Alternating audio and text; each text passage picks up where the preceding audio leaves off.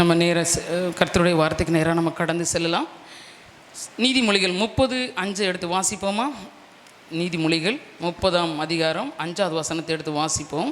தேவனுடைய வசனம் எல்லாம் புடமிடப்பட்டவைகள், தம்மை அண்டிக் கொள்ளுகிறவர்களுக்கு அவர் கேடகமானவர். ஆமென். தேவனுடைய வசனம் எல்லாம் என்னவா? புடமிடப்பட்டவைகள். அது சாதாரணமாக ஒரு வசனம் கிடையாது. அந்த வசனங்களை எப்படி இருக்குதா? புடமிடப்பட்டவைகள். எப்படி புடமிட்டுறாங்க அப்படின்னு சொன்னால், வெள்ளியையும் பொன்னையும் பார்த்திங்கன்னா, அது வெள்ளியை நமக்கு வெளியே எடுத்து கொடுக்கறதுக்கு, இல்லை பொண்ணை நம்ம எடுத்துக்கொள்கிறதுக்கு அதற்கு என்ன செய்வாங்க? அதை பிரித்து கொடுக்கணும்னு சொன்னால் அதை என்ன செய்வாங்க? புடமிடுவாங்க. எங்கே போடுவாங்க? ஆமாம், ஒரு குகைக்குள்ளே, நெருப்புக்குள்ளே போடுவாங்க. நெருப்புக்குள்ளே போட்டு அதை என்ன செய்வாங்க? எடுத்து அப்புறம் அதை என்ன செய்வாங்க? நமக்கு தேவையானபடி வடிவமைச்சு நமக்கு எப்படி அதை நம்ம போடணும், எந்த மாதிரி விரும்புகிறோம் அப்படின்னு சொல்லி தெரிஞ்சு என்ன செய்வாங்க? அந்த பொருளை நமக்கு கொடுப்பாங்க. அதே போல் தான் இந்த தேவனுடைய வார்த்தையும் கூட அப்படித்தான். நமக்கு எப்படின்னா, புடமிடப்பட்டவைகள். சாதாரணது கிடையாது. அது யாரோ எழுதுனாங்க அப்படின்னு இல்லை, ஆவியானவர் எழுதினார். ஆனாலும் அது புடமிடப்பட்டு எந்த வார்த்தையை கொடுத்தா ஜனங்களுக்கு பிரயோஜனமாக இருக்கும், அவங்க அதை கடைபிடிச்சு நடப்பாங்க அப்படின்னு சொல்லி இந்த வசனங்கள் எல்லாம் ஒன்று கூட இல்லாமல், ஒரு அதிகாரம் இல்லை ஒரு வசனம், ஒரு பகுதி, பழைய ஏற்பாடு மட்டும் புதிய ஏற்பாடு மட்டும் அப்படின்னு இல்லாமல் கர்த்தருடைய வசனம் எல்லாம் வார்த்தை அத்தனை எப்படின்னா என்ன பண்ணப்பட்டிருக்கிறது? புடமிடப்பட்டவைகள். புடமிடப்பட்டு அதுக்கு பிறகுதான் நம்முடைய கையில் இந்த வேதம் வந்திருக்கிறது. அல்லேலூயா. ஆமாம், அப்படி வந்தது தான் நம்ம கையில் வச்சுருக்கிறதான வேத பகுதி. அதை நம்ம சாதாரணமாக எடுத்துக்கொள்ளக்கூடாது. அதனால தான் வேதாகமத்துக்கு பரிசுத்த வேதாகமம் என்று சொல்லி பெயர் வைக்கப்பட்டிருக்கிறது. அந்த வார்த்தை எந்த மனுஷனையும் உயிர்ப்பிக்கும். அல்லேலூயா. எந்த பாவத்தையும் கொல்லும். அல்லேலூயா. ஆமாம், நிறைய அது ஜீவன் தருகிறது. தேனிலும் தேன் கொட்டிலிருந்து ஒழுகும், தெளிந்தேனிலும் மதுரமுள்ளதுமாக இருக்கிறது தேவனுடைய வார்த்தை. ஏன்னா தேன் கொட்டிலேருந்து தேன் ஒழுகுமா, அதில் என்ன செய்யுமா? அதில் ஒரு தேன் ஒழுகும், அதுதான் மதுரமுள்ளதாக இருக்கும். ஏன்னா தேன் கூட்டிலேருந்து நீங்கள் தேன் எடுக்க பார்த்துருக்கீங்களா? ஒரு சிலர் பார்த்துருப்பீங்க, ஒரு சிலர் பார்த்துருப்பீங்க. தேன் கட்டும், தேன் ராட்டாக இருக்கும். அப்படி அது பேர் என்ன பேர்? தேன் ராட்டும்பாங்க. அப்படி எடுத்து என்ன செய்வாங்க? அதை புளிவாங்க. அப்படி புளிஞ்சு எடுத்திங்கன்னா அப்படி ஃபுல்லாக வந்துடும். அது ஒரு சக்கை. அந்த அப்படி புளிஞ்சு எடுத்த உடனே அது ஒரு பகுதி, ஒரு சக்கை பகுதி, அதை போட்டுருவாங்க. அதுக்கு பிறகு தேனை என்ன செய்வாங்க தெரியுமா? காய்ச்சுவாங்க. அடுப்பில் வச்சு என்ன செய்வாங்க? அந்த தேனை காய்ச்சுவாங்க.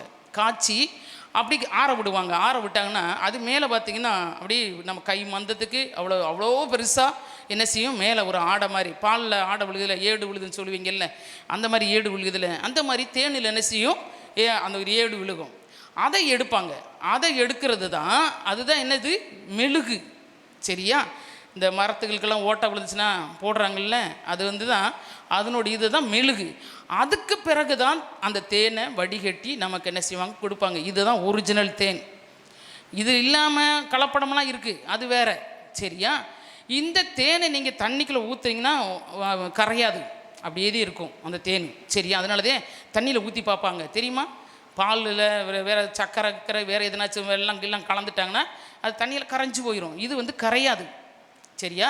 அப்போ அந்த தேன் ஒரிஜினல் தேன். அப்போ ஆண்டோட வார்த்தையும் கூட பார்த்திங்கன்னா, தேனிலையும் தேன் கூட்டிலிருந்தும் ஒழுகும், தெளிந்தேனிலும் மதுரம் உள்ளது. அப்படிப்பட்ட வேத வார்த்தை தான் நமக்கு ஆண்டவர் நம்முடைய கையில் கொடுத்துருக்கிறாரு. வேத பகுதியை நம்ம கையில் கொடுத்துருக்கிறாரு. அப்படிப்பட்ட வேத பகுதியை தான் நம்ம ஒவ்வொரு நாளும் தியானிக்கிறோம், நம்ம வாசிக்கிறோம், நம்ம உட்கொள்கிறோம். அதன்படி நடக்கிறதுக்கு நம்ம என்ன செய்ய பண்ணுறோம்? பிரயாசப்படுகிறோம். சரியா?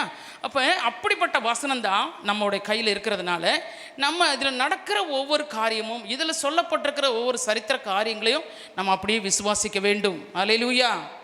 அப்படி விசுவாசிக்கலைன்னா நீங்கள் வேதத்தை தூக்கி வாசித்து ஆலயத்துக்கு அதை கேட்டு பிரயோஜனம் இல்லாமல் போயிடும். உங்களுடைய விசுவாசம் எப்படி வளரணும், நீங்கள் எப்படி கீழ்ப்படியணும், நீங்கள் எப்படி ஆண்டவர் மேலே அன்பு செலுத்தணும் அப்படிங்கிறதுக்கு அடையாளமாகத்தான் ஆண்டவர் இதை புடமிட்டு நம்மளுடைய கையில் கொடுத்துருக்கிறாரு ஆவியானவர். அதை நம்ம சரியாக பயன்படுத்தினோம்னா நம்முடைய வாழ்க்கையிலும் வேதத்தில் எப்படிலாம் அற்புதங்கள் அடையாளங்கள் நடந்துச்சோ அதே காரியம் நம்ம வாழ்க்கையிலும் நடக்கும். அவங்களுக்கு ஒரு தேவன், அவங்களுக்கு ஒரு வேதம் அப்படின்னு இல்லை, நமக்கு ஒரு வேதம், நமக்கு ஒரு தெய்வம் அப்படின்லாம் ஒன்றும் கிடையாது. ஒரே ஆண்டவர் தான். அல்லேலூயா. ஒரே வசனம் தான். இப்போ இல்லை, இன்னும் எத்தனை தலைமுறை வந்தாலும் இதே வார்த்தை தான். அல்லேலூயா. அப்போ அதெல்லாம் நம்ம என்ன செய்யணும்? அப்போ அப்படிலாம் இருக்கும்போது இப்போ நம்ம காலத்தில் நம்ம கையில் எடுத்திருக்க வேதத்தை நம்ம சரியாக நம்ம கடைபிடிக்கிறோமா, விசுவாசிக்கிறோமா, அதன்படி நடக்கிறோமா அப்படிங்கிறதே நம்ம பார்க்க போகிறோம். சரியா? இந்த நாளில் நமக்கு கொடுக்கப்பட்ட வேத பகுதி யோசுவா 6ஆம் அதிகாரம் 1 5 வரைக்கும் வாசிப்போமாமா. யோசுவா 6ஆம் அதிகாரம் 1 5 வரைக்கும். எரிகோ இஸ்ரவேல் புத்திரருக்கு முன்பாக அடைக்கப்பட்டிருந்தது. எரிகோ, ஆமா, இஸ்ரவேல் புத்திரருக்கு முன்பாக அடைக்கப்பட்டு இருந்தது. ஒருவரும் வெளியே போகவும் இல்லை, ஒருவரும் உள்ளே வரவும் இல்லை. ஆமா, அந்த ஏரியாவுக்குள்ள இருக்கிறவங்க ஒருவரும் வெளியே வரல, ஒருவரும் உள்ளேயும் போக முடியல. கர்த்தர் யோசுவாவை நோக்கி இதோ எரிகோவையும் அதன் ராஜாவையும் யுத்த வீரரையும் உன் கையில் ஒப்பு கொடுத்தேன். உன் கையில ஒப்பு கொடுத்திருக்கிறேன். யுத்த புருஷராகிய நீங்கள் அனைவரும் பட்டணத்தை சூழ்ந்து ஒரு தரம் சுற்றி வாருங்கள். இப்படி 6 நாள் செய்ய கடவீர்கள். 7 ஆசாரியர் பெட்டிக்கு முன்பாக 7 கொம்பு எக்காலங்களை பிடித்து கொண்டு போக வேண்டும். 7ஆம் நாளில் பட்டணத்தை 7 தரம் சுற்றி வர கடவர்கள். ஆசாரியர் எக்காலங்களை ஊத வேண்டும். அவர்கள் அந்த கொம்புகளினால் நெடுந்தோணி இடும்போது நீங்கள் எக்கால சத்தத்தை கேட்கும் போதும் ஜனங்கள் எல்லாரும் மகா ஆரவாரத்தோடே ஆர்ப்பரிக்க கடவர்கள். அப்பொழுது பட்டணத்தின் அலங்கம் இடிந்து விழும். உடனே ஜனங்கள் அவரவர் தங்களுக்கு நேராக ஏற கடவர்கள் என்றார். ஆமென். பார்த்தீங்கன்னா இங்கே பார்த்தீங்கன்னா யோசுவாட்ட ஆண்டவர் சொல்கிறாரு, இங்கே உள்ள ராஜாவையும் 3வது வசனம் தெரியுமா? 2வது வசனம். கர்த்தர் யோசுவாவை நோக்கி இதோ எரிகோவையும் அதன் ராஜாவையும் யுத்த வீரரையும் உன் கையில் ஒப்பு கொடுத்தேன். யார்கிட்ட சொல்கிறாரு? ஜனங்கள்கிட்ட சொல்லலை. இப்போ யார்கிட்ட சொல்கிறாரு? தலைவர்கிட்ட சொல்கிறாரு. ஆண்டவர் சொல்கிறாரு, அதை நடத்தி கொண்டு போகிறதானே யோசுவாட்ட சொல்கிறாரு. என்ன செய்ய போகிறேன்? எரிகோவை தரப்போகிறேன், அதில் உள்ளே இருக்கிற ராஜாவை தரப்போகிறேன், யுத்த வீரனை தரப்போகிறேன், அப்புறம் யாரை தரப்போகிறேன்? அவங்களெல்லாம் என்ன செய்வேன்? உன் கையில் ஒப்பு கொடுத்தேன் அப்படின்னு சொல்கிறாரு. ஆனால் அந்த விசுவாசம் அவனுக்குள்ளே மட்டும்தான் இருந்திருக்கணும், இல்லை? அங்கே கூட போனதான ஜனங்கள், இஸ்ரவேல் ஜனங்களை கூட்டி நடத்தி கொண்டு வர்றாங்களே. இப்போ மோசே போயிட்டாரு, இப்போ யோசுவா கூட்டு கொண்டு வர்றாரு. இப்போ எரியோவுக்குள்ளே போகணும். அவங்க எரியோவை தாண்டினாத்தே அவங்க எங்கே போக முடியும்? கானான் தேசத்துக்குள்ளே போக முடியும். ஆனால் பார்த்தீங்கன்னா போகிறதுக்கு முன்னாடி எரிய கோட்டை ஒரு பெரிய கோட்டை. எரிய கோட்டை பற்றி உங்களுக்கு தெரியுமா? எரிய கோட்டை பார்த்தீங்கன்னா பயங்கர பெருசாக இருக்கும்.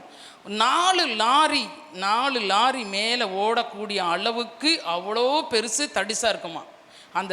அதனுடைய தடிமனம் அது என்ன செய்கிறது மேலே வந்தது அவ்வளோ தடி. இப்போ நம்ம இதை முக்காச்செவரு, 1.5 செவரு, காச்செவர்லாம் சொல்கிறோம்ல, அதே மாதிரி 4 லாரி ஓடக்கூடிய அளவுக்கு அவ்வளோ பெருசாக இருக்குமா அந்த எரிய கோட்டை. அவங்க அந்த ஊரை சுற்றி அந்த கோட்டை அவ்வளோ பெருசாக இருக்குமா. அந்த கோட்டையை தாண்டி அவ்வளோ சீக்கிரம் யாரும் போக முடியாது.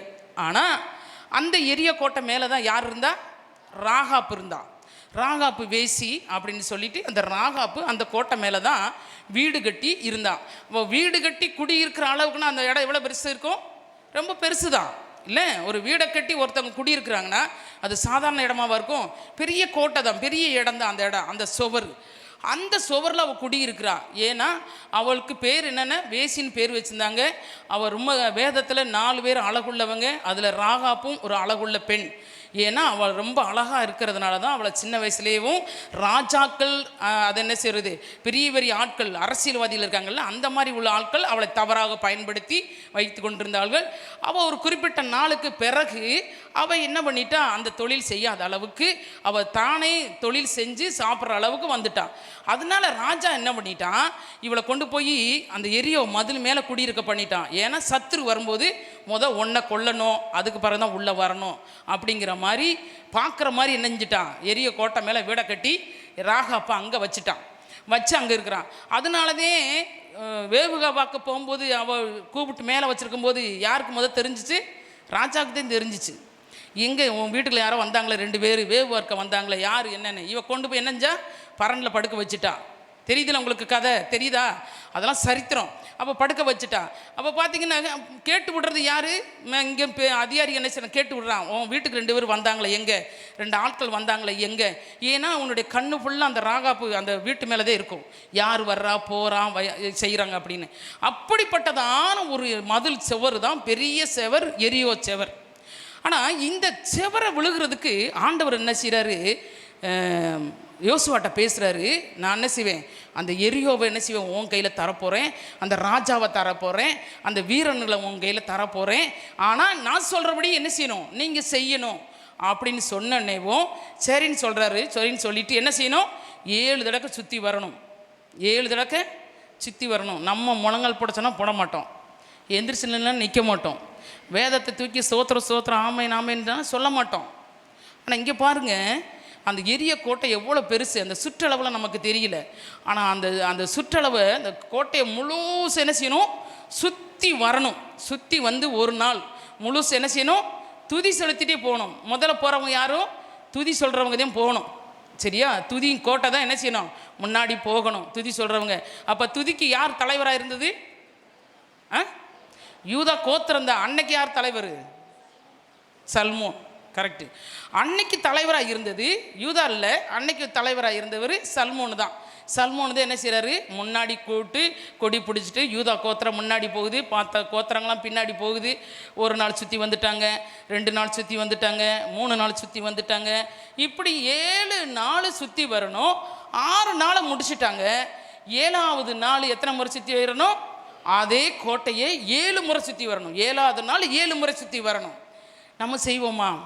நம்ம ஒரு ஆசீர்வாதம் பெற்றுக்கொள்ளணும்னா நிறைய தியாகம் பண்ண வேண்டியது இருக்குது. அல்லேலூயா. ஆமாம், உபவாசம் இருந்தால் உபவாசம் இருக்கணும், ஜெபம் பண்ணோம்னா ஜெபம் பண்ணணும், ஆலயத்துக்கு வரணும் ஆலயத்துக்கு வரணும், சரியா?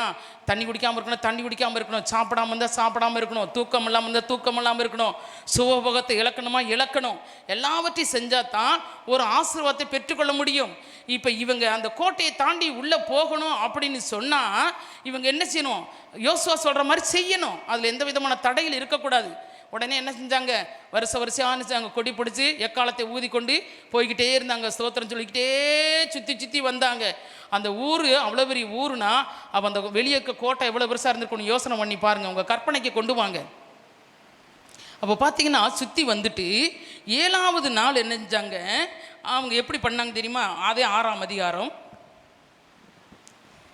14லேருந்து 20 வரைக்கும் வாசிமா. 2ஆம் நாளில் 19-20 வாசி. சகல வெள்ளியும் பொன்னும் வெண்கலத்தினாலும் இரும்பினாலும் செய்யப்பட்ட பாத்திரங்களும் கர்த்தருக்கு பரிசுத்தமானவைகள், அவைகள் கர்த்தரின் பொக்கிஷத்தில் சேரும் என்றான். எக்காலங்களை ஊதுகையில் ஜனங்கள் ஆர்ப்பரித்தார்கள். எக்கால சத்தத்தை ஜனங்கள் கேட்டு மகா ஆரவாரத்தோടെ முழங்குகையில் அலங்கம் இடிந்து விழுந்தது. உடனே ஜனங்கள் அவரவர் தங்களுக்கு நேராக பட்டணத்தில் ஏறி பட்டணத்தை பிடித்து உள்ளே போயிட்டாங்க. பார்த்தீங்கன்னா இந்த இடத்துல பார்த்தீங்கன்னா அங்கே இருக்கிறதான வெள்ளி பொண்ணு எல்லாம் யாருடையது? கர்த்தருக்கு உடையது. மற்ற எந்த பொருளும் சாபத்தீடான அவங்களுக்கு வச்சிருக்கிறதான எந்த பொருளும் எடுக்கக்கூடாது. அதனால 14லேருந்து 20 வரைக்கும் வாசி சொன்னது. வாசி. 2ஆம் நாளிலும் 2ஆம் நாளிலே பட்டணத்தை ஒரு தரம் சுற்றி வந்து பாளையத்துக்கு திரும்பினார்கள். இந்தபடி 6 நாளும் செய்தார்கள். 7ஆம் நாளில் அதிகாலமே கிழக்கு வெளுக்கும் போது 7ஆம் நாளிலே கிழக்கு வெளுக்கும் போது சூரிய உதயத்துக்கு முன்னாடியே எழுந்திருந்து அந்த பிரகாரமே பட்டணத்தை 7 தரம் சுற்றி வந்தார்கள். அந்த பட்டணத்தை 7 தரம் சுற்றி வந்தார்கள். இந்த 7 தான் இங்கே முக்கியமான ஒரு காரியம். ஆண்டவர் சொல்றார் 7 நாள் 7 தரம், இல்லை 7 ஒரே நாளில் 7 தரம். அப்போ இந்த 7 தரங்கிறது அவ்வளோ முக்கியமான ஒரு நம்பராக ஆண்டவர் வச்சு அந்த 7ஆம் ஒரே நாளில் எந்திரிச்சு 7ஆம் நாளில் 7 தரம் மறுபடியும் சுற்றி வர்றாங்க. சுற்றி வந்து சொல்லுமா. 7ஆம் தரம் ஆசாரியர்கள் எக்காலங்களை ஊதுகையில் யோசுவா ஜனங்களை நோக்கி ஆர்ப்பரியுங்கள், பட்டணத்தை கர்த்தர் உங்களுக்கு ஒப்பு கொடுத்தார். ஆனாலும் இந்த பட்டணமும் இதிலுள்ள யாவும் கர்த்தருக்கு சாபத்தீடா இருக்கும். ஆமா, இந்த பட்டணத்துல உள்ள பொருள் எல்லாம் என்னவா இருக்கும்? சாபத்து ஈடாதானதா இருக்கும். நாம் அனுப்பின ஆட்களை ராகாப் என்னும் வேசி மறைத்து வைத்தபடி. ஆமா, இங்க ராகாப் வேசி நம்ம அனுப்பின வேவுவாக்கு அனுப்பின அந்த ஆட்களை அனுப்பி வச்ச அந்த வேசி இருப்பாளே, மறைத்து வைத்தபடியால், அவ மறைச்சு வச்சபடினால், அவ நமக்கு உதவி செஞ்சபடினால், அவளும் அவளோட வீட்டுக்குள் இருக்கிற அனைவர் மாத்திரம் உயிரோடு இருக்க கடவர்கள். அவரோடு இருக்கிற மாத்திரம் உயிரோடு இருக்கணும். அவங்களெல்லாம் அவங்க மறைஞ்சு போல பாருங்க, அது செஞ்ச காரியத்தை மறந்து போகலை. அந்த நன்றி உணர்வு இருக்குது பார்த்தீங்களா அந்த ராஜாவுக்கு. அவளை மாத்திரையும் அவள் குடும்பத்தை சேர்ந்தவங்களை மாத்திரம் என்ன செய்யணும், அவங்கள காப்பாற்றிருங்க. மற்ற எல்லாரும் என்ன செய்யும், ஒருத்தர் விடாமல் தனக்கு நேராக நியமித்திருக்கிற எந்த இடத்துல பட்டணம் விழுந்துருச்சு, எந்த இடத்துல நீங்கள் நிற்கிறீங்களோ அதுக்கு நேராக என்ன செய்யணும், உள்ளே போய் எல்லாரும் என்ன செய்யணும், சங்கரிக்கணும். சரியா? தரைமட்டமாக்கணும். 20வது வசனத்தை வாசிமா. எக்காலங்களை ஊதுகையில் ஜனங்கள் ஆர்ப்பரித்தார்கள். எக்கால சத்தத்தை ஜனங்கள் கேட்டு மகா ஆரவாரத்தோட முழங்குகையில் அலங்கம் இடிந்து விழுந்தது. அல்லேலூயா. உடனே ஜனங்கள் அவரவர் தங்களுக்கு நேராக பட்டணத்தில் ஏறி பட்டணத்தை பிடித்து பட்டணத்தில் இருந்த புருஷரையும் ஸ்திரீகளையும் வாலிபரையும் கிழவரையும் ஆடு மாடுகளையும் கழுதைகளையும் சகலத்தையும் பட்டய கருக்கினாலே சங்காரம் பண்ணினார்கள். அல்லேலூயா. ஆண்டவர் சொன்னபடி நம்ம நடந்தோம்னா சத்துருக்களை என்ன செய்வார்? ஆண்டவர் சிதறடிச்சு தரைமட்டமாக ஆக்கிடுவார். நம்ம ஆண்டவருக்கு மாத்திரம் கீழ்ப்படிஞ்சு ஆண்டோடைய வார்த்தைக்கு நம்ம கீழ்ப்படிஞ்சோம்னா, ஆண்டவர் சொன்னபடி செஞ்சோம்னா, 7 நாள் சுற்றி வந்தாங்க. 7 நாளில் 7 முறை சுற்றி வந்தாங்க. பட்டணத்தை பிடித்தாலும் அவ்வளோ எரிய கோட்டை அவங்க துதி. ஒரு புல்ரோசர் கிடையாதுமா, ஒரு இன்ஜினியர் கிடையாது, ஒருத்தரும் கிடையாது. ஒரே ஒரு வார்த்தை, அந்த துதிங்கிற வார்த்தை எவ்வளோ பெரிய சத்துரு கோட்டை என்ன செய்யும்? தரைமட்டமாக மாற்றி விடும். உங்களை துதின்னு சொல்கிறது எதுக்குன்னு தெரியுமா? நீங்கள் துதிச்சிங்கன்னா உங்களுக்கு எதிராக இருக்கிறதான எல்லா சத்துருவின் கோட்டையும் தரைமட்டமாகவும் விழுந்து போகும், ஒன்றுமில்லாமல் போகும், எல்லாம் சுட்டரிக்கப்பட்டுரும். எல்லாம் தரைமட்டமாக ஆச்சுன்னா அதுக்கப்புறம் அதனை எலும்பு போகுது. சரியா? அப்போ நம்ம என்ன செய்யணும்? ஆண்டவரை துதிச்சா சத்துருவை நம்ம என்ன செய்யலாம்? ஜெயிக்கலாம். அல்லேலூயா, அல்லேலூயா. சத்துருக்களை ஜெயிக்கலாம். அடுத்து இன்னொன்று வாசிப்போம். இப்போ 1 ராஜாக்களின் புஸ்தகம். அப்போ 7 முறை பட்டணத்தை சுற்றி வந்தால் நம்ம என்ன செய்யலாம்? பட்டணத்தை தரைமட்டமாக்கி சத்துருவை ஜெயிக்கலாம். 1 ராஜாக்கள் 18ஆம் அதிகாரம் 17ஆம் வசனம் வாசிப்போமா. ஆகாப் எலியாவை கண்டபோது ஆகாப் அவனை நோக்கி இஸ்ரவேலை கலங்க பண்ணுகிறவன் நீ அல்லவா என்றான். ஆமா, பாத்தீங்கன்னா இங்க பார்த்தீங்கன்னா ஆகாப் ராஜா என்ன செய்யறான்? இப்போ எலியாவை என்ன செய்யணும்? அவனை ஒண்ணுமில்லாம ஆக்கணும். அப்ப இவன் கேட்குறான், ஒரு கேள்வி கேட்குறான், இஸ்ரவேல் ஜனங்களை கலங்க பண்ணுகிறவன் நீ அல்லவா அப்படின்னு கேட்டனே. அதுக்கு அவர் என்ன சொல்றாரு? அதற்கு அவன் இஸ்ரவேலை கலங்க பண்ணுகிறவன் நான் அல்ல, கர்த்தரின் கட்டளைகளை விட்டு பாகால்களை பின்பற்றதினால் நீரும் உம்முடைய தகப்பன் வீட்டாருமே இஸ்ரவேலை கலங்க பண்ணுகிறவர்கள். நீரும் வீட்டாரும் என்ன செய்வீங்க? இஸ்ரவேல் ஜனங்களை கலங்க பண்ணுகிறவர்கள். நீங்க தான் கலங்க பண்றவங்க. இந்த ஆகாப்பு வந்து பார்த்தீங்கன்னா மற்ற ராஜாக்கள் செய்ததை காட்டிலும் அதுக்கு முன்னாடி 17ஆம் அதிகாரத்தை அதெல்லாம் வாஸ்து பார்த்தீங்கன்னு சொன்னால், இந்த ஆகாப்பு என்ன செய்வான்? நிறைய விக்கிரங்களுக்கு முக்கியத்துவம் கொடுப்பான். பொல்லாத ஆண்டவருடைய பார்வைக்கு மிகவும் பொல்லாப்பான காரியத்தை செய்வான். அப்படி செஞ்சிட்டு இருந்ததுனால எலியா அந்த நாட்களில் இருந்ததுனால அவர் சொல்லுவார், ஏன் சொல்லு இல்லாமல் ஒரு நாள் இந்த பூமியில் என்ன செய்யாது? மழை பெய்யாது அப்படின்னு சொன்னதுனால இவ என்ன செய்வான்? எப்படியாச்சும் இந்த எலியாவை பிடிச்சி என்ன செய்யணும்? கொன்றணும், அவரை ஒன்றுமெல்லாம் ஆக்கிடணும், தரமட்டமாக ஆக்கிடணும் அப்படின்னு சொல்லி என்ன செய்வான்? தேடுவான். அப்போ தேடி வரும்போது அங்கே தேடுறதுக்கு யார்? இந்த ஆகாப்பும். அங்கே வேற யார் போகிறது? இன்னொருத்தர் யார் போகிறது? 18வது வசனத்தில் வாசிப்போம். ஆகாப்பும் அவரோட சேர்ந்து இன்னொருத்தர் போகிறாரு. யார்? ஒபதியாவும் இவர் என்ன செய்கிறாங்க? அவர் கீழே இருக்கிறதான ஒபதியாவும் இவர் என்ன செய்வாங்க?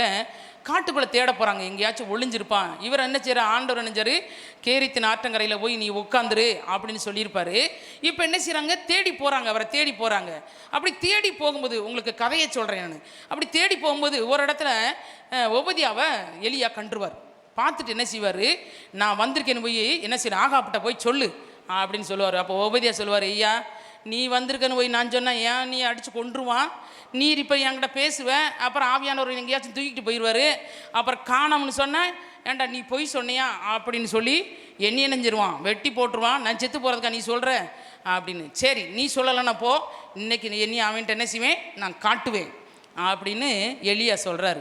அப்போ இந்த ஒபதியா சொல்கிறாரு, ஒன்றை மாத்திரம் இல்லையா, ஒன்றை மாதிரி உள்ள பரிசுத்தவான்களை நான் என்ன செய்கிறேன்? 100 பேரை கெபிக்கு 50 பேராக வச்சு அவங்களுக்கு என்ன செய்கிறேன்? நான் அவங்களுக்கு ஆகாரம் கொடுக்குறேன், அவங்களுக்கு அப்பம் கொடுக்குறேன், அவங்களுக்கு தண்ணி கொடுக்குறேன் அப்படின்னு ஒபதியா எலியாட்ட சொல்கிறாரு. அது அவருக்கு பெருசாகவே தெரியல. ஒரு ஊழியக்காரங்களை காப்பாற்றுறதுல இந்த ஒபதியா அவ்வளோ முக்கியமான ஒரு மனுஷன், கர்த்தருக்கு பயந்த ஒரு மனுஷன் ஆகாபுக்கிட்ட இருக்கிறான். அப்போ அப்படி சொன்னோன்னேவும் சொல்லிட்டு என்ன செஞ்சாரு? போகிறாரு. ஆனால் அன்னைக்கு எலியாவை ஆகாப்பு கண்டுட்டுதான் கேட்குறான், அந்த வார்த்தையை கேட்குறான், நீ தானே இஸ்ரவேல் ஜனங்களை கலங்க பண்ணுறவன் அப்படின்னு. நான் இல்லை, நீ தான் அப்படின்னு சொன்னோடனேவும் அவ்வளோதான். உடனே என்ன செய்றாரு, எலியா ஒன்று சவால் விடுறாரு.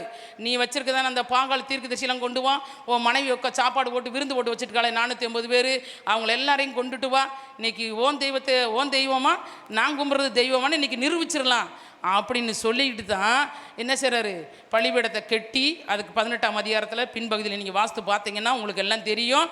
அதில் பார்த்தீங்கன்னா பலிபீடத்தை கட்டி என்ன செய்வாங்க, காளையை துண்டு துண்டாக சந்தா வெட்டி வச்சு முதல்ல என்ன செய்வாங்க, நீங்கள் உங்கள் தெய்வத்தை கூப்பிடுங்க அப்படின்னு எலியா சொல்லுவார். எல்லாம் கூப்பிடுவாங்க, சாயந்தரம் வரைக்கும் கூப்பிடுவாங்க. இவர் சொல்லுவார், அங்கே நக்கல் அடித்து கிண்டல் அடிச்சுக்கிட்டு இருப்பார் எலியா. உன் தெய்வம் தூங்கிட்டு இருப்பார், எங்கேனாச்சும் போயிருப்பார், குளிச்சுக்கிட்டு இருப்பார், இல்லை வெளியே போயிருப்பார், எதனாச்சும் பண்ணுவார், கூப்பிடுங்க அப்படின்னு. அப்போத்தையும் அவங்க என்ன செய்வாங்க, கத்தி எடுத்து மேலெல்லாம் கீரிக்கிறது, ரத்தம் வர வைக்கிறது எல்லாம் பண்ணுவாங்க. என்ன பண்ணாலும் அவங்க தெய்வம் என்ன செய்யறதில்ல, வர்றதில்லை. அதுக்கு பிறகு தான் எலியா என்ன செய்வார், 12 கல்லை போடுவார், கல்லை வைப்பார், தண்ணியை ஊற்றும்பார், பலிபீடத்தை கட்டி வாய்க்கால் தண்ணி ஓடுற அளவுக்கு பண்ணி காளையை வெட்டி சந்தா வச்சு கர்த்தரே தெய்வன் கூப்பிடுற மாதிரி எலியாவின் தேவன் ஆண்டவர் இந்த ஒரு விஷயம் இறங்குங்கன்னு சொல்லி சொன்ன உடனேவும் அக்கினி வந்து என்ன செஞ்சது, அவர் வெட்டி வச்சிருந்த பலிபீடத்தில் இருந்த அந்த காளையை அப்படியே பட்சித்தது, பூரா எடுத்துக்கொண்டது. உடனே இவங்க நினைஞ்சாங்க, கர்த்தரே தெய்வன் சொல்லி குப்பரடிக்க விழுந்த ஆண்டவரை வணங்கினார்கள். இப்படி வணங்கிக்கிட்டு இருக்கும்போது இந்த ஆகாப்பை எலியா ஒன்றுமே செய்யலை. அல்லேலூயா. எல்லா தீர்க்கதரிசிகளையும் மற்ற எல்லா பாகால் தீர்க்கதரிசி அத்தனை பேரையும் வெட்டிட்டாங்க. ஆனால் இந்த ஆகாப்பு மாத்திரம் வச்சுருந்தாங்க. ஏன்னா இங்கே நடக்கிற அற்புதங்களை பார்க்கும்படியாக என்ன செஞ்சால் வச்சுருந்தார், ஆண்டவர் வச்சுருந்தார், எலியாவும் விட்டு வச்சுருந்தார். இந்த இடத்துல தான் அங்கே ஒரு காரியம் நடக்குது. என்ன நடக்குது அப்படின்னு சொன்னால் 18 வாசிமா இல்லை 18 41 46 வரைக்கும் வாசி. பின்பு எலியா ஆகாப்பை நோக்கி நீர் போம். ஏன்னா உயிரோட வச்சிருக்காருல்ல, அவர் பார்க்கணும்ல, கர்த்தருடைய வார்த்தை எப்படி புடமிடப்பட்ட வார்த்தை இவர் மூலமாக எப்படி கிரியை செய்துன்னு பார்க்கணும்ல. அவள் பார்த்தீங்கன்னா ஆகாப்பை நோக்கி சொல்கிறார், எலியா சொல்கிறாரு, சொல்லுமா வாசிமா, நீ போ போஜனம் பண்ணும் பெருமழையின் இரைச்சல் கேட்கப்படுகிறது என்றான். பெருமழையின் இரைச்சல் கேட்கப்படுகிறது என்றார். ஆனால் மழையே பெய்யலை. ஆனால் எலியா சொல்கிறாரு, அந்த ஆகாப்பிட்ட சொல்கிறாரு, நீ போய் போஜனம் பண்ணி போய் சாப்பிடியா, இவ்வளோ நேரம் இங்கே நின்றுட்டு இருக்கையில் ஒன்றுமில்லாமல் நின்றுட்டு இருக்கையில் பெருமழையின் இரைச்சல் கேட்குது, நீ என்ன செய்ய, போய் சாப்பிடு அப்படின்னு சொல்கிறாரு. ஆனால் அவருடைய விசுவாசம் பாருங்க எப்படி இங்கே கிரியை செய்துன்னு வாசிமா. ஆகாப் போஜனபானம் பண்ண போனான். அவன் போஜனபானம் பண்ண போனான். எலியா கர்மேல் பர்வதத்தினுடைய சிகரத்தின் மேல் ஏறி, ஆமாம் மலை மேலே பயங்கர அந்த மேலே உயரத்தில் ஏறி தரையிலே பணிந்து எப்படி தன் முகம் தன் முழங்காலில் பட குனிந்து. இன்னைக்கு அப்படி நம்ம ஜெபம் பண்ணுறோமா, முழங்காலில் போய் நம்ம தலை முழங்கால் 2க்கு இடையில படுற மாதிரி நம்ம குனிகிறோமா? பாருங்க எலியா பாருங்க, தன் காலுக்கு இடையில 2 காலுக்கு இடையில தன்னுடைய தலை போய் படுகிற அளவுக்கு குனிந்து தன் ஊழியக்காரனை நோக்கி நீ போய் சமுத்திர முகமாய் பார் என்றான். நீ போய் இவருடைய விசுவாசம் பாருங்க.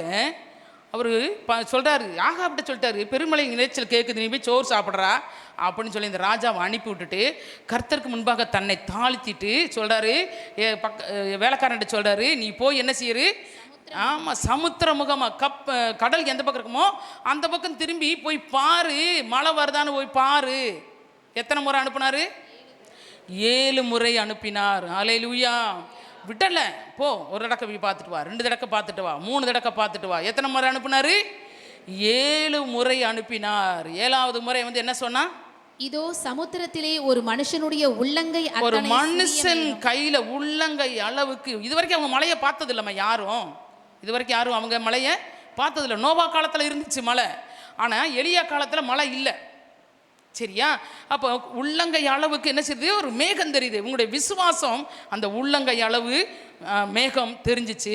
உடனே என்ன செஞ்சான், ரதத்தை பூட்டி கொண்டு போய் சொல்லு, ஆகாபுக்கு போக சொல்லு, அவனை போக சொல்லு அப்படின்னு அவன் ரதத்தை பூட்டி என்ன கிளம்பிட்டான். ஏன்னா மழை பெய்ய போகுது, அடுத்து என்ன செய்ய போகுது, மழை பெய்ய போகுது. அப்போ பார்த்தீங்கன்னா ஆவியானவர் எலியாவை அந்த ரதத்தை பூட்டி ஆகாப்பு போகிறதுக்கு முன்னாடி எலியா நினைஞ்சாராம், முன்னாடி போய் நின்னாராம், ஓடி போய். அல்லேலூயா. எவ்வளோ விசுவாசம் பார்த்தீங்களா, எவ்வளோ விசுவாசம். இன்னைக்கு நமக்கு அந்த விசுவாசம் இருக்குதா? சொல்லுங்க பார்ப்போம், நமக்குள்ள அந்த விசுவாசம் இருக்குதா? வேலைக்காரனை விட்டு போய் 7 முறை பார்க்க சொல்கிறார். எத்தனை முறை? ஆமாம், ஆண்டவர் நம்ம எத்தனை முறை நம்மகிட்ட சொன்னாலும் செய்வார். நம்ம விசுவாசம் என்ன செய்யக்கூடாது, குறைந்து போகக்கூடாது. அப்போ நம்ம விசுவாசம் குறைந்து போகாமல் இருந்தால் நம்ம அற்புதத்தை காண முடியும். அல்லேலூயா. ஆமாம், நம்ம விசுவாசத்தை தளர விடக்கூடாது. 7 முறை போய் பார்த்துட்டு வந்து சொன்னால் 7வது முறை நஞ்சிச்சு பெருமழையின் இரைச்சல் கேட்டது. ஆகாப்பு ஓடிட்டான். ஆகாப்புக்கு முன்னாடி எலியா போய் நின்னார். அல்லேலூயா. ஆமென். அடுத்து ஒரு காரியத்தை பார்ப்போம். அடுத்து 1 ராஜாக்கள் புஸ்தகத்துலாம் பார்த்தீங்கன்னா எலியா இருப்பார். 2 ராஜாக்களின் புஸ்தகத்துக்கு வந்துட்டோம்னா அங்கே என்ன யார் இருப்பா, எலிசா வந்துடுவார். சரியா? இப்போ இங்கே பார்த்தீங்கன்னா 2 ராஜாக்கள் 4ஆம் அதிகாரம் 34-35 வாசிமா.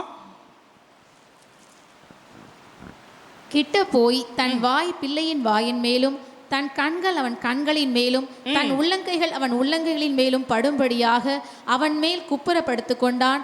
அப்பொழுது பிள்ளையின் உடல் அனல் கொண்டது. அவன் எழுந்து அறை வீட்டில் இங்கும் அங்கும் உலாவி திரும்ப கிட்ட போய் அவன் மேல் குப்புறப்படுத்தான். அப்பொழுது அந்த பிள்ளை 7 தரம் தும்மி தன் கண்களை திறந்தான். அல்லேலூயா. ஆமாம், இங்கே பார்த்தீங்கன்னா எலிசா என்ன பண்ணுறாரு, ஒரு பிள்ளையை என்னஞ்சாரு, குழந்தை இல்லாத ஒருத்தவங்களுக்கு பிள்ளை கொடுக்கும்படியாக ஆண்டவர் சொன்னாருன்னு சொல்லிட்டு கொடுக்குறாரு. அந்த பிள்ளை என்ன செய்யுது, இங்கே ஒரு அற்புதம் நடக்கணும், யாரோட தாய்க்கு விசுவாசம் வரணும் அப்படிங்கிறதுக்காக அந்த பிள்ளை சும்மா நோவு கண்டு அப்படி இறந்துருச்சு. படுக்க வச்சுட்டு யார்கிட்டையும் சொல்லலை. பிள்ளையை கொடுத்து ஆண்டவர்கிட்டருந்து வாங்கி கொடுத்த எலிசாட்ட ஓடி போய் சொல்கிறா, இந்த மாதிரி ஆகிப்போச்சு, ஏன் ஆண்டவரே இப்படி ஏன் இப்படி செஞ்சிட்டீங்க அப்படின்னே. அப்படியா அப்படின்னு சொல்லிட்டு அவர் என்ன செய்கிறார், அந்த பிள்ளையை கொண்டு போய் தன்னுடைய தனக்கு கொடுக்கப்பட்ட அறையில் மேலே கொண்டு போய் வச்சு, இதே இது வந்து எலிசாவுக்கும் நடக்குது, அங்கே இங்கே எலியாவுக்கும் நடக்குது. எங்கன்னா சூனேமியா வீட்டில் என்ன செய்கிறாங்க, மேலறையில் ஒரு வீடு கட்டி கொடுக்கும்போது அவளுடைய பிள்ளைக்கும் அந்த மாதிரி ஆயிடுது.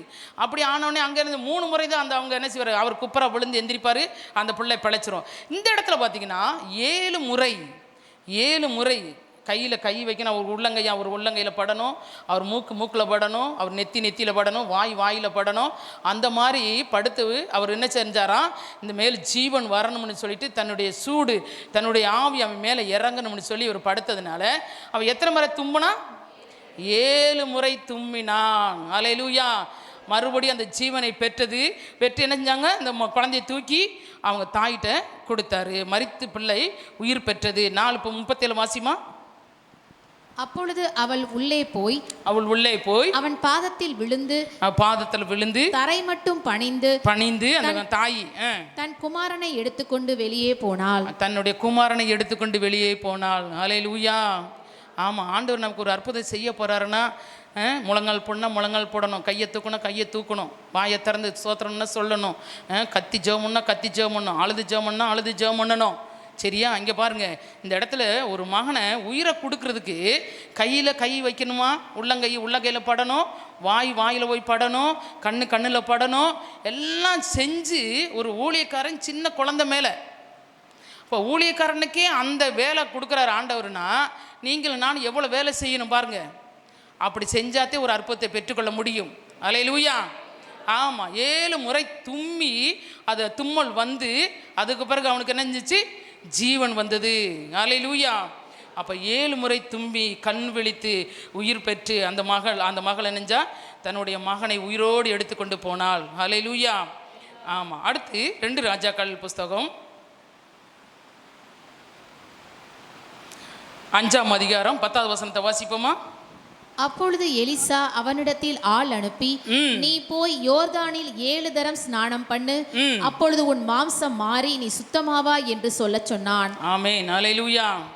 இங்கே ஒரு ராஜா, யார் இவர், படைத்தலைவன், சீரிய ராஜா நாட்டுக்கு படைத்தலைவனாக இருக்கிறவன். சாதாரண ஆள்லாம் நினைக்காதீங்க, இவங்கெல்லாம் சாதாரண ஆள் கிடையாது. வேதத்தில் சொல்லப்பட்டிருக்காலும் நமக்கு அவங்களுக்கு நடந்த அற்புத நடங்கள் பெற்ற ஆள் வந்து சாதாரண ஆள் கிடையாது. சீரிய நாட்டு படைத்தலைவனின் நாகமான் என்பவன் ஒரு குஷ்டரோகியாக இருந்தான். இவன் என்ன பண்ணிட்டான், தன்னை வீட்டுக்கு அடிமையாக கொண்டு வரப்பட்ட ஒரு பிள்ளையின் நிமித்தமாக அவனுக்கு ஆண்டவர் சுகத்தை கொடுத்தார். சரியா? நம்ம யார் வார்த்தை கேட்கணும், யார் வார்த்தையை கேட்கக்கூடாது அப்படிங்கிறதுலாம் முக்கியம். இந்த இடத்துல பார்த்தீங்கன்னா வீட்டுக்கு அடிமை பெண்ணா வந்தவங்கள்ட்ட, அடிமையாக வேலை செய்கிறவங்கள்ட்ட சொல்கிறக்கதை நம்ம கேட்போமா? நீங்கள் இந்த நாட்களில் யோசனை பண்ணி பாருங்கள். நம்ம வீட்டில் வேலை செய்கிறவங்களோ நமக்கு கீழே வேலை செய்கிறவங்களோ அது என்ன செய்கிறது, நம்ம கொஞ்சம் மேல் நிலைமையில் இருக்கிறோம் அப்படின்னா நமக்கு கீழே வேலை செய்கிறவங்க ஒரு ஆலோசனை கொடுத்தா கேட்போமா? கேட்க மாட்டோம். அது ஒரு வீட்டுக்குள்ளே ஒரு எஜமானிட்ட போய் சொல்கிறான், பார்த்தா என்னத்தை எஜமான் குஷ்டரோகியாக இருக்கிறத பார்த்துருக்குறா. அடுத்து பார்த்தீங்கன்னா அதை போய் பயம் இல்லாமல் விசுவாசத்தோடு சொல்கிறா, எஜமானிட்ட சொல்கிறா, அம்மா ஐயா அவ்வளோ வியாதியில் இருக்காரே, இந்த வியாதியை குணமாக்குறதுக்கு ஆள் இருக்கிறாரு, அங்கே போக சொல்லுங்க. அங்கே போனால் யார் அங்கே இருக்கிறது? எலிசா இருக்கிறாரு. அவர் என்ன செய்வார், ஈஸியாக அவரை குணமாக்கிடுவார், நீங்கள் சொல்லுங்கம்மா அப்படின்னு சொல்லிட்டு. உடனே அவளும் ஏன் இவ எப்படி பார்த்தா, அவரோட உடம்புல இருக்கிற வியாதி இவ எப்படி பார்த்தா, அவள் வேலை செய்கிறவளாச்சே எப்படி பார்த்தா அப்படின்னு அவளை திட்டவளாம் இல்லை. சரியா? திட்டலை. நீங்கள் 1ஆம் வசனத்துலேருந்து வாசித்து பார்த்தீங்கன்னா அவள் சொல்கிறதெல்லாம் அப்படி உடனேயும் கேட்டுருவா. வாசிமா 1ஆம் வசனத்துலேருந்து வாசி. சீரிய ராஜாவின் படைத்தலைவனாகிய நாகமான் என்பவன் தன் ஆண்டவனிடத்தில் பெரிய மனுஷனும், தன் ஆண்டவனிடத்தில் அவனுக்கு எஜமானுக்கு கீழே பெரிய மனுஷனும், எண்ணிக்கை உள்ளவனுமாயிருந்தான். எண்ணிக்கை உள்ளவனுமாயிருந்த நிறைய அவனுக்கு கீழே என்ன செய்வ படைத்தலைவர்கள் நிறைய இருக்கு. அது என்ன சொல்றது, யுத்த வீரர்கள் நிறைய பேர் இருக்கிறாங்க. அவனை கொண்டு கர்த்தர் சீரியாவுக்கு ரட்சிப்பை கட்டளையிட்டார். அவனை கொண்டு சீரியாவுக்கு ரட்சிப்பை கட்டளையிட்டார். மகா பராக்கிரமசாலியாகிய அவனோ, பயங்கர பராக்கிரமசாலியா இருந்த நாகமான் அவனோ குஷ்டரோகியா இருந்தான். அவனோ குஷ்டரோகியா இருந்தான். சீரியாவிலிருந்து தண்டுகள் புறப்பட்டு இஸ்ரவேல் தேசத்திலிருந்து ஒரு சிறு பெண்ணை சிறைப்பிடித்து கொண்டு வந்திருந்தார்கள். ஆமென், அல்லேலூயா. இஸ்ரவேல் தேசத்திலிருந்து சிறைப்பட்டு கொண்டு வந்தார்கள். இஸ்ரவேல்னாலே நமக்கு என்ன வேணும்? முதல்ல ரட்சிப்பு தான். முதல்ல நம்ம ஆண்டவர் அறிஞ்ச பிள்ளைகளாக இருக்கணும். அதுதான் இஸ்ரவேல் தேசத்திலேருந்து அடிமை பெண்ணாய் கொண்டு வந்திருந்த ஒரு பிள்ளை என்ன செஞ்சாங்க, வச்சிருந்தாங்க. அவள் நாகமானின் மனைவிக்கு பணிவிடை செய்து கொண்டிருந்தாள். அவள் யாருக்கு? நாகமானுடைய மனைவிக்கு பணிவிடை செய்து கொண்டிருந்தாள். அவள் தன் நாச்சியாரை பார்த்து என் ஆண்டவன் சமாரியாவில் இருக்கிற தீர்க்கதரிசியினிடத்தில் போவாரானால் நலமாயிருக்கும், அவர் இவருடைய குஷ்டரோகத்தை நீக்கி விடுவார் என்றாள். பாருங்க, அந்த மகளுக்குள்ள எவ்வளோ ஒரு பெரிய விசுவாசம் பாருங்கல்ல. எங்கே போயிருந்தா, எங்கே போய் போனால் அவருக்கு சுகம் கிடைக்கும்? சமாரியாவில் என்ன செய்கிறாரு, எங்கள் தீர்க்கதரிசி இருக்கிறாரு, எங்கள் ஊழியக்காரர் இருக்கிறாரு, அங்கே போனால் இவருடைய வியாதி என்ன செய்கிறோம், குணமாயிருன்னு ஒரு வேலைக்காரிக்கு இருந்த விசுவாசத்தை பார்த்தீங்கன்னா அப்படி ஒரு விசுவாசம். இன்னைக்கு விசுவாச வார்த்தைகள் யார்கிட்டருந்து வருதுன்னு நம்ம என்ன செய்கிறோம் பார்க்குறோம். பெரிய ஊழியக்காரர்ந்து வந்தால் மட்டும்தான் நமக்கு என்ன செய்கிறோம், விசுவாசம் வரும். அவர் சொன்னால் அப்படி நடந்துடும். அவர் செய்தியை கேட்டால் அப்படி விசுவாசம் வரும். மற்ற நேரம்லாம் விசுவாசம் வராது. இங்கே பார்த்தீங்கன்னா ஒரு வேலைக்கார பெண்ணு அவள் சொல்கிறா, நம்ம ஐயாவுக்கு என்ன செய்யலாம், அங்கே போனால் என்ன செய்யலாம், சமரியாவுக்கு போனால் அவருடைய வியாதி நீங்கிருமா அப்படின்னு சொன்னனேவும் அவள் அதை புறக்கணிக்கலை. அந்த எஜமாட்டி என்ன செய்யல, அதை புறக்கணிக்கலை, வேணான்னு சொல்லலை. நீ என்ன வேலைக்காரி, நீ சொல்கிறது நாங்கள் என்ன கேட்குறது, நீ சொல்கிறத கேட்டு போய் நான் எஜமாட்டை எப்படி சொல்கிறது அப்படின்னு அவள் புறக்கணிக்கலை. அவளும் என்ன செஞ்சாத, எப்படி தயவாக கேட்டிருப்பாளோ அந்த தயவின்படியே தன்னுடைய கணவர்கிட்ட போய் சொல்கிறா. சரியா? போய் சொன்ன உடனேவும் அவன் என்ன சொல்கிறான், அதுக்கு கீழே வாசிப்போம்.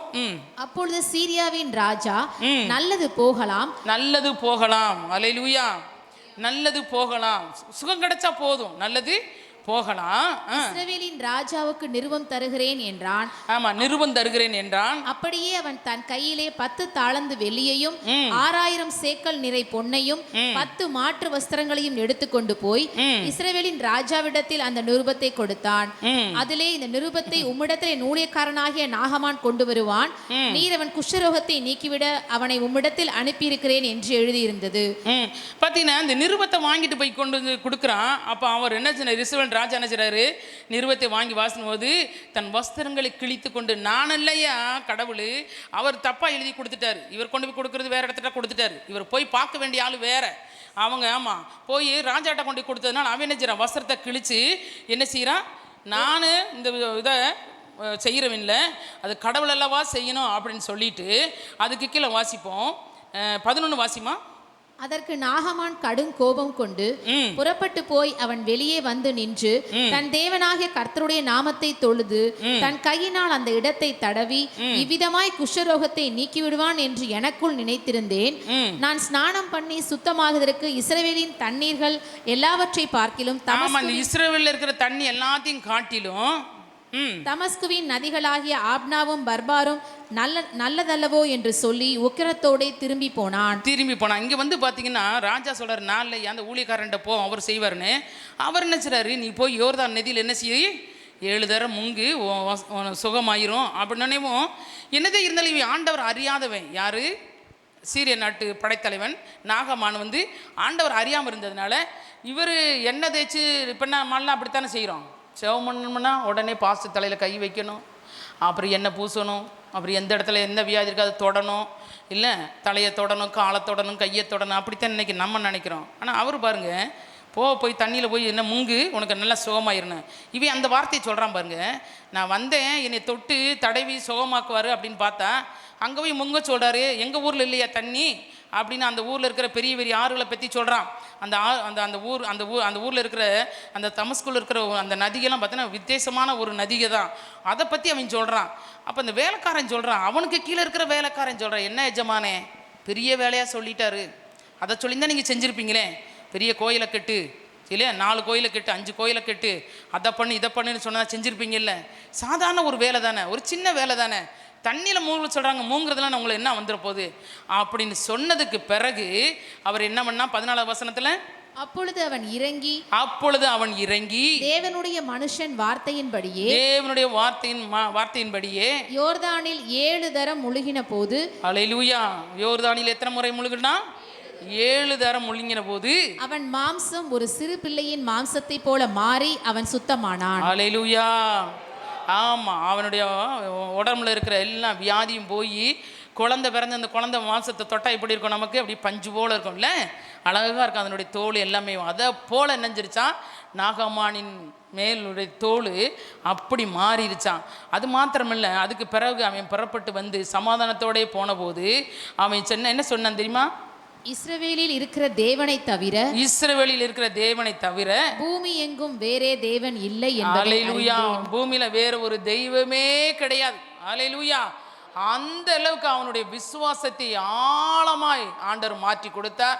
அவர் அதுக்கு பிறகு என்ன செய்யலாவே, ஒன்றுமே விக்கிரங்களுக்குள்ள போகவே இல்லை. இஸ்ரவேலின் தேவனே தேவன் என்று சொல்லி எல்லாரையும் ஆண்டவருடைய ரட்சிப்புல வழி நடத்தப்பட்டான். எதுக்கு கீழ்ப்படிஞ்சான்? ஒரு சின்ன வேலைக்காரி மகள் சொன்ன வார்த்தை நிமித்தமாய் கீழ்ப்படிஞ்சான். தனக்கு கீழே வேலை செய்கிற வண்டி ஓட்டிட்டு போகிற, இல்லை கழுதையில் கூட்டு போனேன், இல்லை குதிரையில் கூட்டு போனேன், எதுலேயே கூட்டு போனவன் சொன்ன வார்த்தையை கேட்டு கீழ்ப்படிஞ்சதுனால அவனுக்குள்ள கீழ்ப்படிதல். ஆனால் யாருக்குள்ள விசுவாசம் வந்துச்சு? ஊழியம் செய்கிறவங்களுக்குள்ளதே விசுவாசம் இருந்துச்சு. அந்த மகளுக்குள்ள விசுவாசம் இருந்துச்சு, எலிசாவுக்கு விசுவாசம் இருந்துச்சு. ஆனால் இவனுக்குள்ள என்ன இருந்துச்சு? விசுவாசம் இல்லை, கீழ்ப்படிதல் இருந்துச்சு. கீழ்ப்படிஞ்சறிஞ்சா முழுக்கணா. அவன் விசுவாசமும் கீழ்ப்படிதல் இருந்தால் பெரிய அற்புதத்தை நம்ம பெற்றுக்கொள்ள முடியும். அல்லேலூயா.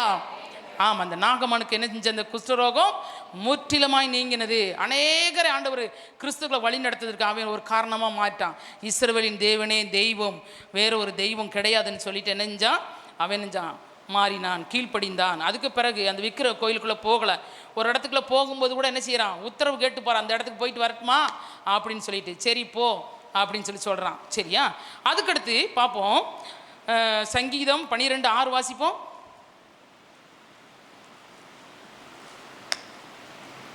கர்த்தருடைய சொற்கள் மண் குகையில் 7 தரம் உருக்கி புடமிடப்பட்ட வெள்ளி கொப்பான சுத்த சொற்களாய் இருக்கிறது. அல்லேலூயா.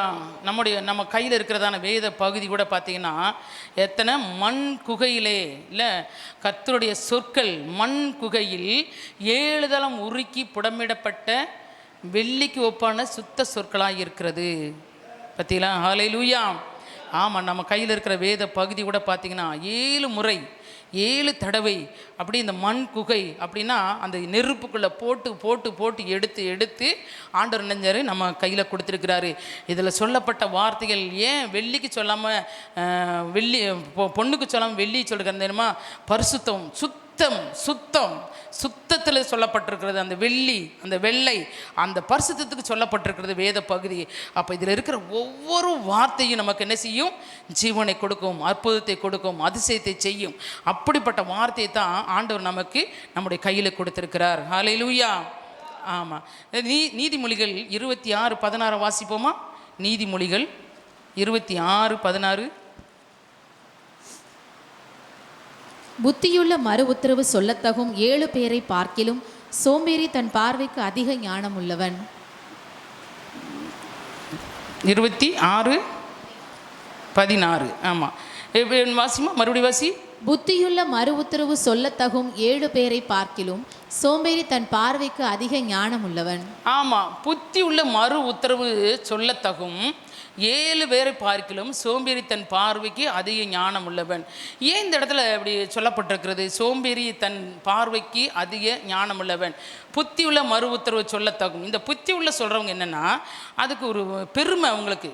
அந்த மாதிரி சொல்கிறவங்க 7 பேரை பார்க்கிலும் சோம்பேறித்தனமாக இருக்கான் பார்த்தீங்களா, அவன் சொல்கிற வார்த்தை நல்ல வார்த்தை அப்படிங்கிறத ஆண்டவர் இந்த இடத்துல சொல்லி காட்டுறாரு. சரியா? அது 26:12 வாசிமா.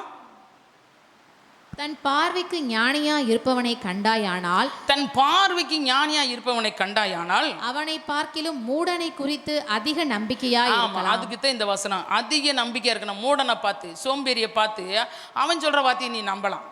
சரியா?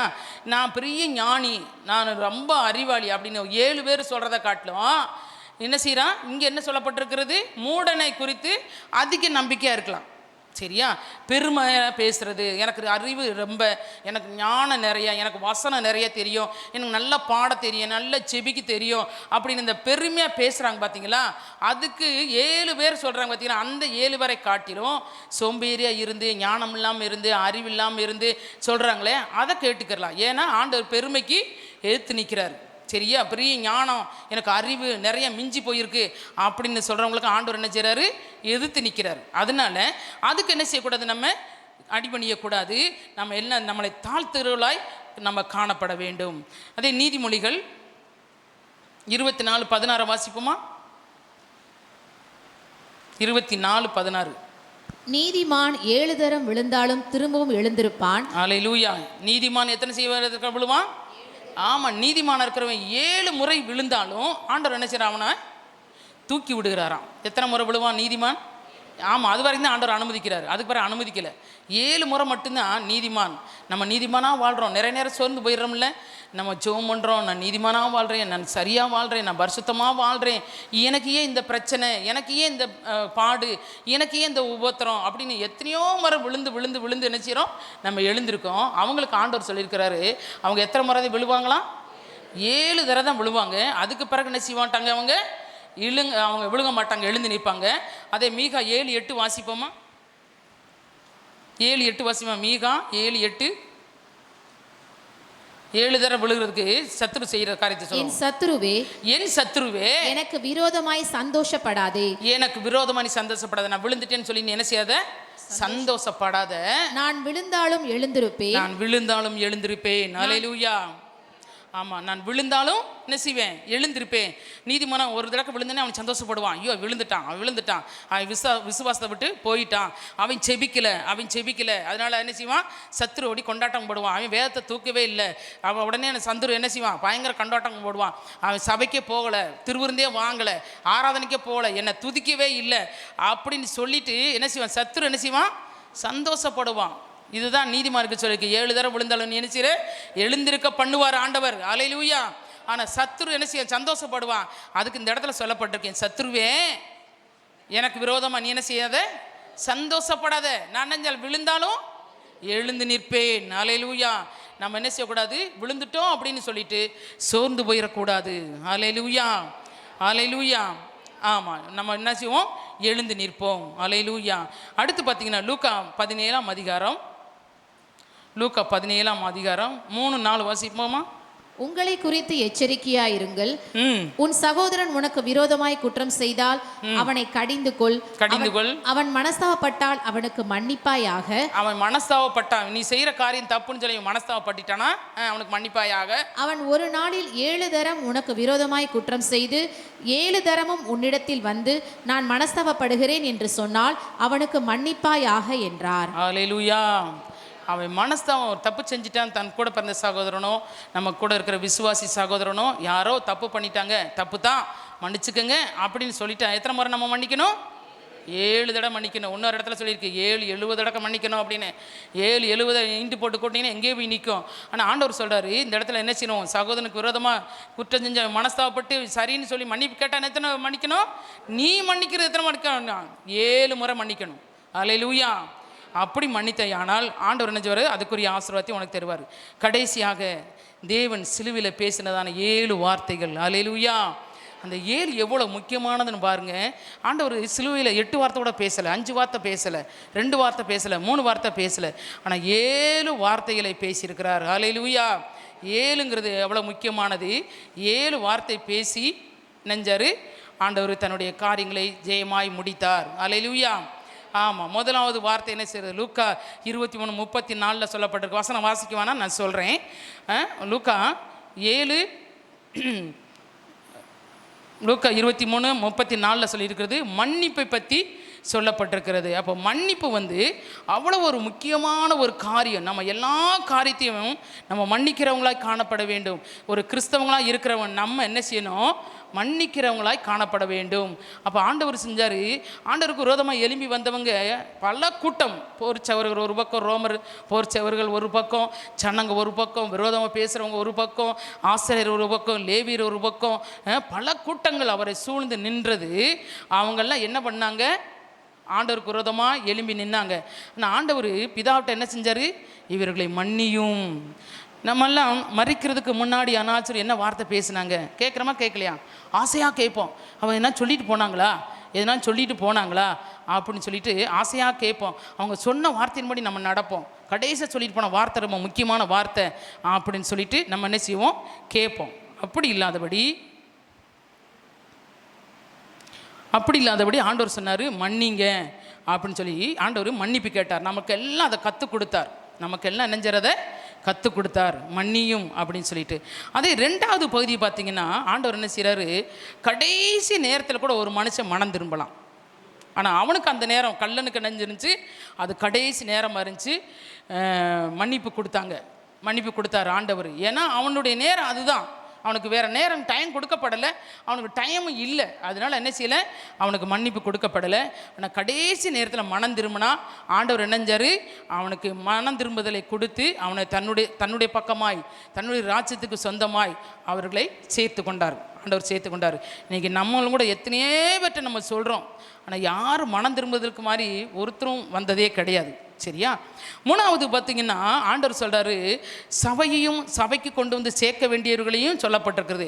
அங்கே பார்த்திங்கன்னா ஆண்டவர் சொல்கிறாரு, இதோ உன் சகோதரன், உன் தாய் இந்த இருக்குது அப்படின்னு சொல்லி தாயை பார்த்து இந்தா உன் சீசன் அங்கே இருக்கிறான்னு சொல்லிட்டு ஆண்டவர் சபையை ஒரு ஸ்திரிக்கு ஒப்பிட்டு சொல்கிறாரு. அந்த கல்வாரி சிலுவையிலே அந்த சிறி என்ன சொல்கிறாருன்னா, அந்த சபை என்ன செய்யணும்? சீசனை போய் கூட்டு கொண்டு வரணும். இது 2 தான் சிலுவையில் செய்யப்பட்ட காரியம். ஆனால் நம்ம பேசுகிறோம் தாய் தப்பனை கீழ்ப்படியணும், தாய் தப்பனை கவனிக்கணும், அது ஒரு பகுதி. ஆனால் இது மெயினான பகுதி இங்கே என்ன அப்படின்னு சொன்னால், தாய்ங்கிறது சபையை காட்டி கொடுக்குறாரு சீசனுக்கு ஆண்டவர். அல்லேலூயா. அவர் எதையும் விட்டு வச்சுட்டு போல, நம்ம சபையாக இருக்கிற தாயாக இருக்கிற நம்ம அனைவரையும் என்ன செய்யணும்? வெளியே இருக்கிறவர்களை சீசராக மாற்றி என்ன செய்யணும்?